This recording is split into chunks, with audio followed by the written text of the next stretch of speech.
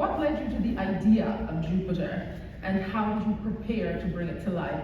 Given that you said, you don't offer up too much preparation, but this, I'm sure, took some doing. Yeah, well, so I've been archiving for about 30 years, since I'm terrible with chronology, but I just realized this the other day that it's been like 30 years. The first thing I wrote was like in 1992. That's 30 years.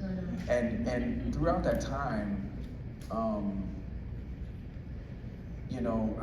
I've amassed, so many samples, so many prototypes, so many next rounds of samples, things that I have designed, from footwear to apparel to like jewelry, and it's just been 30 years of it.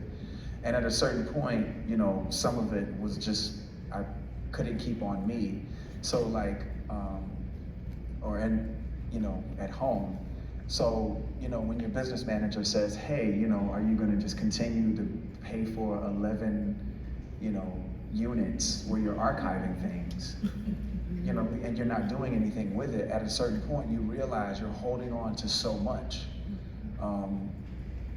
And so all these items were made at a time where I felt like I had so much to prove to, my city. I had a lot to prove to, my peers on the peripheral, and it holds all that energy.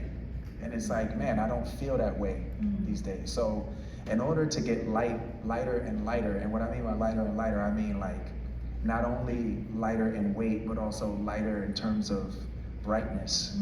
You have to let things go so that you can ascend and go to the next level. It's the reason why like the old hot air balloons would like get rid of weights to go higher, right? So it's that time. I'm at a transformational time. Like I'm approaching my 50th lap around the sun. So it's like I want to be lighter. I want to be lighter and lighter. And the things that I'm designing now are being designed not with the gravity of my peers and the gravity of the systemic racism that I grew up around in Virginia Beach, Virginia. Like, it's different. I love Virginia Beach. I'm just saying there was a lot of systemic racism that we had to endure as young African Americans.